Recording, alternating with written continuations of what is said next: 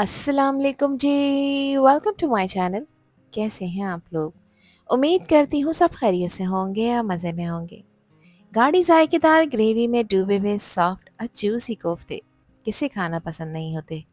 तो आज की वीडियो उन सब लोगों के लिए है जो हर दफ़ा ये सोच कर रह जाते हैं कि कोफ्ते तो बनाएं, लेकिन हमेशा या तो वो हार्ड हो जाते हैं या ड्राई हो जाते हैं। तो घबराना बिल्कुल नहीं है, क्योंकि मैं आज आपके साथ शेयर कर रही हूँ परफेक्ट सॉफ्ट और जूसी कोफ्ते की रेसिपी। इन कोफ्तों का हर बाइट इतना नरम और इतना लजीज होगा कि आप खुद बोल उठेंगे कि वाह, क्या कोफ्ते बने हैं। तो अगर आप भी चाहते हैं आपके बनाए हुए कोफ्ते हर किसी की तारीफ का सबब बने, तो फिर रेसिपी को एंड तक देखें। अच्छी लगे तो लाइक भी कर दें, और चैनल पर न्यू हैं तो चैनल को भी ज़रूर सब्सक्राइब कर लें। तो चलें फिर शुरू करते हैं इनको बनाना। तो बेहद सॉफ्ट और जूसी कोफ्ते बनाने के लिए दोस्तों 3 टेबल स्पून मैंने लिए हैं भुने हुए चने, 1 टीस्पून खसखस है और 1 टीस्पून यहाँ पे सावा नारियल मैंने लिया है, जिसे डेजिकेटेड कोकोनट भी कहा जाता है। तीनों चीज़ों को मिक्सी में डालकर इसका एक फाइन सा पाउडर तैयार कर लेंगे, और ये पाउडर हमारे कोफ्तों को न सिर्फ सॉफ्ट बनाएगा बल्कि इनको एक अच्छी बाइंडिंग भी देगा। कोफ्ते बनाने के लिए यहाँ पर मैंने लिया है 750 ग्राम बीफ का गोश्त। आप इस रेसिपी को मटन और चिकन के साथ भी तैयार कर सकते हैं। गोश्त को मैंने छोटी छोटी बोटियों में कट कर लिया है, क्योंकि मैं घर में ही इसका बारीक कीमा बना के तैयार करूँगी। मेरे पास चॉपर है, और जिन लोगों के पास चॉपर नहीं है वो बिल्कुल परेशान ना हो। इसको अच्छी तरह से वॉश और ड्राई करें। कसाई से कह के 2 से 3 दफ़ा मशीन का बारीक कीमा निकलवा लेना है। एक बात का आपने ख़ास ख्याल रखना है कि कीमा बनवाने के बाद या निकालने के बाद कभी भी इसे वॉश नहीं करते, उससे उसमें पानी रह जाता है जिसकी वजह से कोफ्ते टूट जाते हैं। तो ये ख़ास टिप है जो आपके कोफ्तों को टूटने से बचाएगी। तो चॉपर में मैंने बोटियों को चॉप कर लिया है और एक बारीक कीमा तैयार कर लिया है। अब इसको सॉफ्ट बनाने के लिए इसमें 2 बड़े साइज़ की प्याज को मैंने फ्राई कर लिया है और इसमें ऐड कर देंगे। वैसे तो बहुत सारे लोग इसमें कच्ची प्याज का भी इस्तेमाल करते हैं, लेकिन अगर आप प्याज को फ्राई करके ऐड करेंगे तो बिलीव मी कोफ्ते बेहद सॉफ्ट बनेंगे। 1 टेबल स्पून मैंने इसमें गाढ़ा वाला अदरक लहसुन का पेस्ट शामिल किया है। कोफ्ते में कोई भी चीज़ जब आप डालेंगे तो उसमें पानी नहीं होना चाहिए, इस चीज़ का ध्यान रखना है। 1 टेबल स्पून मैंने हरी मिर्चों को चॉप करके ऐड किया है। 4 से 5 हरी मिर्चें थीं जिसको चॉप कर लिया है, और 1 कप मैं इसमें फ्रेश हरा धनिया शामिल कर रही हूँ। एक चीज़ का आपने ध्यान ये रखना है कि जो भी सब्ज़ी आप इस कीमे में ऐड करेंगे वो बस अच्छी तरह से ड्राई होनी चाहिए। अब यहाँ पर मैं नमक शामिल कर रही हूँ, जो कि 1.5 टीस्पून है। नमक आप अपने टेस्ट के अकॉर्डिंग ऐड करिएगा, जितना आपको पसंद हो। इसके साथ ही इसमें धनिया का पाउडर शामिल करेंगे, जो कि 1 टीस्पून है। ज़ीरा पाउडर शामिल कर रही हूँ, ये भी 1 टीस्पून है। घर का पिसा हुआ खुशबूदार गरम मसाला इसमें शामिल कर रही हूँ, जो कि हाफ़ टीस्पून है। और इसको एक अच्छा कलर देने के लिए सिर्फ 1/4 टीस्पून मैं हल्दी का इस्तेमाल भी करूँगी। बस इससे ज़्यादा आपने ऐड नहीं करना। कोफ्तों को स्पाइसी फ्लेवर देने के लिए 2 टीस्पून मैं पिसी लाल मिर्च इस्तेमाल कर रही हूँ। और मिर्चों की क्वांटिटी भी आप लोग हमेशा अपने टेस्ट के अकॉर्डिंग रखा करें, जितनी आपको पसंद हो। जो ग्राइंड कर कर रखा था चनों का पाउडर, ये इसमें ऐड कर देंगे। ये इसको एक परफेक्ट बाइंडिंग देगा और इसके टेक्सचर को इम्प्रूव करेगा।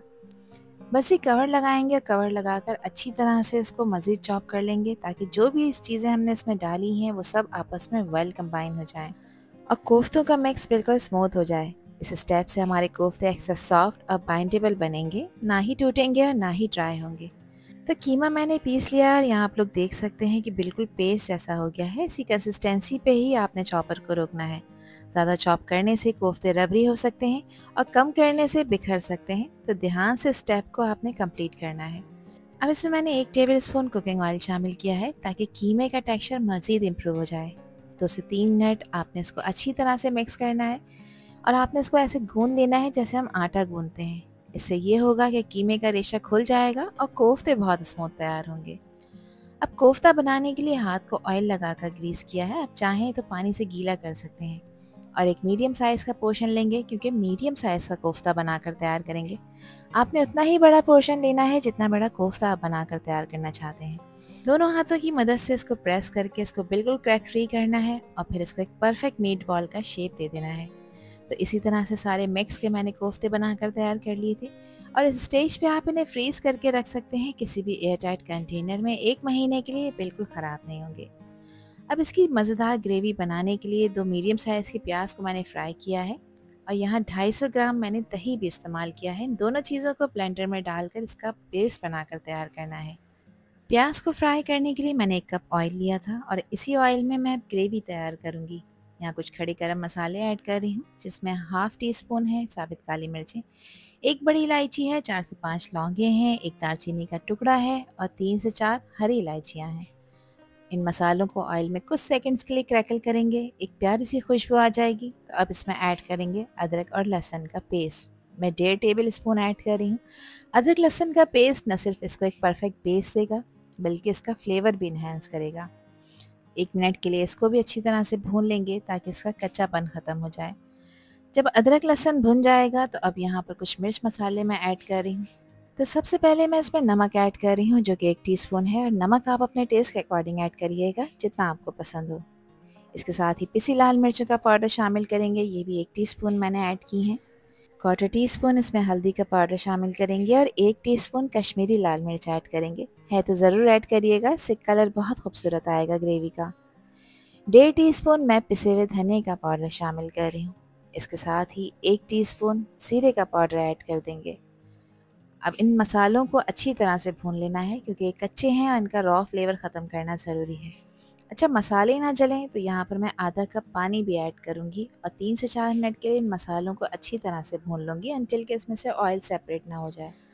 तो जैसे ही मसाले भुनना शुरू होंगे, इसमें से ऑयल सेपरेट होना शुरू हो जाएगा, जो इस बात की निशानी है कि मसाले प्रॉपर कुक हो रहे हैं। 2 तेज़पात के पत्ते भी अच्छी खुशबू के लिए इसमें शामिल कर देंगे। अब इस मसाले को भूनते हुए मुझे 3 से 4 मिनट हो चुके हैं। ऑयल आप लोगों को सेपरेट नज़र आ रहा है। बस अब इस पॉइंट पर इसमें कोफ्तों को ऐड करेंगे, ताकि कोफ्ते भी इसमें फ्राई होकर अपनी पोजीशन होल्ड कर लें। कोफ्ते डालते वक्त आपने गैस का फ्लेम मीडियम रखना है, ताकि कोफ्ते अच्छी तरह से इस मसाले के साथ पक जाएं, लेकिन टूटे नहीं। देखिए किस तरह से कोफ्ते ग्रेवी में उतरते ही इसकी खुशबू और टेस्ट को अपने अंदर एब्जॉर्ब कर रहे हैं। ये स्टेज बहुत सेंसिटिव होती है, क्योंकि इस स्टेज पे कोफ्ते टूट सकते हैं, तो आपने इसमें स्पून बिल्कुल भी नहीं चलाना। बस पैन को पकड़कर इस तरह से घुमा देंगे 2 से 3 मिनट के लिए, ताकि कोफ्ते अपनी पोजीशन होल्ड कर लें। अब जो प्याज और दही का पेस्ट बनाकर रखा था, वो भी इसी स्टेज पे शामिल कर देंगे, ताकि कोफ्ते और दही अच्छी तरह से भुन जाएं। अच्छा, जिस वक्त आप दही का पेस्ट ऐड करें, उस वक्त आपने गैस का फ्लेम लो कर देना है, ताकि इसमें लम्स ना बने। कोफ्तों को भूनते हुए 4 से 5 मिनट हो गए हैं। इन्होंने अपनी पोजीशन होल्ड कर ली है। अब मैं इसमें स्पून चला रही हूँ, ताकि ग्रेवी और कोफ्ते आपस में ब्लेंड हो जाएं। अब प्याज और दही के पेस्ट को अच्छी तरह से मिक्स कर लेंगे और मीडियम फ्लेम पे इसको प्रॉपर भून लेंगे। आधा कप पानी उसी ब्लेंडिंग जग में मैंने ऐड करके इसमें शामिल किया है, ताकि पेस्ट बिल्कुल भी ज़ाया ना हो। 4 से 5 मिनट के लिए इन दोनों चीज़ों को आपने भून लेना है, ताकि इसमें से ऑयल सेपरेट हो जाए और दही और प्याज प्रॉपर भुन जाएं। तो भूनने के लिए मैं इसे कवर कर दूंगी, ताकि कोफ्ते गल भी जाएं और आसपास छींटे भी ना उड़ें। तो 5 से 6 मिनट के लिए लो मीडियम फ्लेम पे आपने इसको भून लेना है, अंटिल कि इसमें से ऑयल सेपरेट ना हो जाए। तो 6 मिनट हो गए हैं इसको भूनते हुए। आप लोग देख सकते हैं कि इसमें से ऑयल सेपरेट हो चुका है, जो इस बात की निशानी है कि अब ये मसाला प्रॉपर भुन चुका है। मगर कोफ्तों को अंदर तक गलाने के लिए यहाँ पर मैं इसको मज़ीद पकाऊंगी। तो इसमें ग्रेवी शामिल करने के लिए मैं 1.5 कप पानी ऐड कर रही हूँ। आपने उतना ही पानी ऐड करना है जितनी कंसिस्टेंसी आप ग्रेवी की रखना चाहते हैं। 1.5 कप पानी बिल्कुल परफेक्ट है इतनी ग्रेवी के लिए। बस अब गैस का फ्लेम लो कर देंगे और 25 से 30 मिनट तक इन कोफ्तों को गलाएंगे। यहाँ आधा घंटा हो चुका है कोफ्तों को लो फ्लेम पे पकते हुए।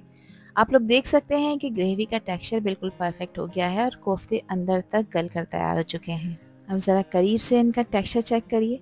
हर कोफ्ता इतना परफेक्टली गोल, नरम और ग्रेवी से भरा हुआ है कि बस देखते ही भूख लग जाए।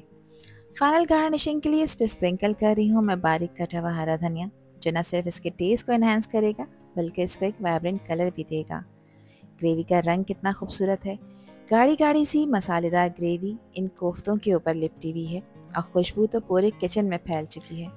तो एक खूबसूरत से डिश में मज़ेदार से नरम और जूसी कोफ्तों को मैंने सर्व कर दिया है, जिसको आप इंजॉय कर सकते हैं गरम गरम रोटी, चपाती या नान के साथ। चावलों के साथ भी ये कोफ्ते बेस्ट कॉम्बिनेशन बनाएंगे। देखिए किस तरह से ग्रेवी चमक रही है और कोफ्ते उसमें प्यार से डूबे हुए हैं। हर बाइट इतना फ्लेवरफुल है कि आपका दिल खुश हो जाएगा इंशाल्लाह। यहाँ मैं एक बाइट आपको तोड़ के चेक करा देती हूँ कि देखिए कोफ्ते कितने नरम और जूसी बने हैं। तो अगर आपको ये रेसिपी पसंद आई है तो वीडियो को लाइक और शेयर ज़रूर करिएगा, और चैनल पर न्यू है तो चैनल को भी ज़रूर सब्सक्राइब कर दीजिएगा। अब मुझे कमेंट में बताइएगा कि आपके कोफ्ते कितने जूसी बने। आपके फीडबैक का मुझे इंतज़ार रहेगा। अल्लाह हाफिज़, अल्लाह निगहबान।